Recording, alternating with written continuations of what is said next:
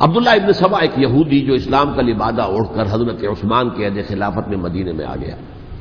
آج اہل تشیع میں سے بعض حضرات کہتے ہیں کہ یہ عبداللہ ابن سبا یہ تو افسانوی شخصیت، اس کی حقیقت کوئی تھی ہی نہیں، حالانکہ ان کی اپنی کتاب میں رجال کشی کے اندر اس کا ذکر موجود ہے.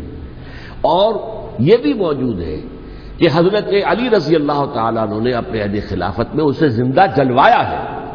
اس کی وجہ کیا تھی؟ یہ آیا مدینے کے اندر اسلام کا لبادہ اوڑھ کر اس نے چند عقیدوں کی اشاعت شروع کی. سب سے پہلے حضرت علی تو خدا ہیں، گاڈ انکارنیٹ، اوتار کا تصور، جیسے ہندوؤں میں ہے رام چندر جی خدا کا اوتار، اور عیسائیت میں بھی پہلے گاڈ انکارنیٹ کا تصور تھا کہ حضرت مسیح خدا کا اوتار ہے، انکارنیشن آف گاڈ. تو اس نے کہا کہ حضرت علی تو خدا کا اوتار ہے، خدا ہے. نمبر 2، اس نے کہا کہ ہر نبی کا ایک وصی ہوتا ہے جس کے حق میں وہ وصیت کرتا ہے. تو حضور صلی اللہ علیہ وسلم کے وصی حضرت علی ہیں، لہذا خلیفہ تو اول روز سے حضرت علی ہیں. حضرت ابو بکر، حضرت عمر، حضرت عثمان یہ تو غاصب ہیں، اور حضرت عثمان کی خلافت تھی اس وقت تو خاص طور پر. پھر اس نے جو قبائلی عصبیت تھی اسے بھڑکایا. پرانی جو عصبیت چل رہی تھی قریش کے اندر، وہ دو گھرانے ایک دوسرے کے بندے مقابل تھے. دیکھیے، ایک ہوتا ہے قبیلہ، ایک ہوتا ہے گھرانہ. ہمارے پنجاب میں ایک قبیلہ ہے وٹو قبیلہ، اس کے گھرانے بہت سے، مانے کے، لالے کے، سجے کے، شامد کے، یعنی کوئی لالا تھا ان میں سے بڑا، ان کے بیٹے ہو گئے لالے کے، ان کی اولاد، خاندان یہ کہلاتے ہیں. قبیلہ ایک، یہ وٹو قبیلہ.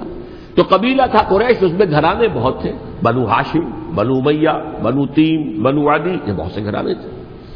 تو چوٹی کے دو گھرانے جو تھے وہ بنو ہاشم اور بنو امیہ، ان کے درمیان چپقلش تھی، مقابلہ، مسابقت. اور یہ مسابقت فی الخیر بھی ہوتی تھی.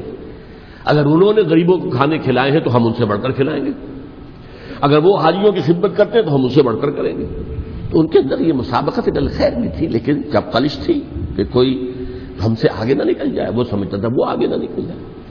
اس شخص نے اس پرانی عصبیت کو تازہ کیا کہ حضور تو بنو ہاشم میں سے تھے، لہذا خلافت حق ہے بنو ہاشم کا، یہ غاصب ہے. اس سے پہلے دو خلفاء جو تھے وہ نہ بنو ہاشم سے تھے نہ بنو امیہ سے تھے. حضرت ابو بکر بنو تیم میں سے تھے، چھوٹا قبیلہ تھا. حضرت عمر بنی عدی میں سے تھے، وہ بھی چھوٹا قبیلہ تھا. یہ حضرت عثمان پہلے خلیفہ جو بنو امیہ میں سے تھے، جن کی پرانی چپقلش بنو ہاشم سے تھی. اب اس کو موقع مل گیا کہ پرانی قبائلی عصبیت کو بھڑکائے. یہ ہے اصل میں اس فتنے کا پس منظر عبداللہ ابن سبا نے جو آ کر پھیلایا ہے. اور اس کی تفصیل میں اس وقت میں نہیں جا سکتا، کیسے یہ فتنہ پروان چڑھا، کیا انہوں نے اسٹریٹجی اختیار کی. کہ یہ کیا کرتے تھے، گروہ بنا کر بھیجتے تھے لوگوں کو، کوفے میں جاؤ تو وہاں پر دمشق کے گورنر کے خلاف اور مصر کے گورنر کے خلاف الزامات لگاؤ، اس نے یہ کیا، وہ غبن کر گیا، وہ یہ کر گیا، وہ خیانت کر رہا ہے، وہ رشتہ داروں کو پال رہا ہے. اور عثمان کے خلاف بھی تقریریں کرو رضی اللہ تعالی عنہ.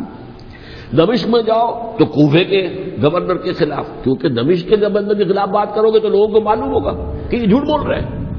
لیکن یہ کہ وہاں تو تم بات کرو کوفے کے گورنر کے خلاف اور مصر کے گورنر کے خلاف اور حضرت عثمان کے خلاف. مصر میں جاؤ تو بات کرو کوفے کے اور شام کے گورنر کے خلاف اور حضرت عثمان کے خلاف. یہ انہوں نے ایسا اٹھایا. اور اس زمانے میں آپ کو معلوم ہے ذرائع رسل و رسائل تھے نہیں، نہ اس فتنے کی پتہ چل سکا جب تک کہ وہ فتنہ جو ہے پوری طرح برگ و بار لا کر تراور درخت نہیں بن گیا. اس کے نتیجے میں حضرت عثمان رضی اللہ تعالی عنہ شہید ہوئے، اور خلیفہ پھر حضرت علی رضی اللہ تعالی عنہ کو انہی سوائیوں نے، جنہوں نے گھیراؤ کیا تھا، جنہوں نے حضرت عثمان کو شہید کیا ہے، یہی حضرت علی رضی اللہ تعالیٰ عنہ کے ارد گرد ہوئے. اور حضرت علی رضی اللہ تعالیٰ عنہ بھی نہیں چاہتے تھے خلافت کی بیعت لینا، لیکن آخر کیا کرتے؟ کیا وہ امت کو بغیر خلیفہ کے چھوڑ دیتے؟ حضرت زبیر سے کہا گیا، انہوں نے نہیں مانا، رد کر دی بات. حضرت طلحہ سے کہا گیا، انہوں نے نہیں مانا. حضرت علی سے کہا گیا، اب عشرہ مبشرہ میں سے یہی تو تھے نا، لہذا انہوں نے تسلیم کر لیا، خلافت ہو.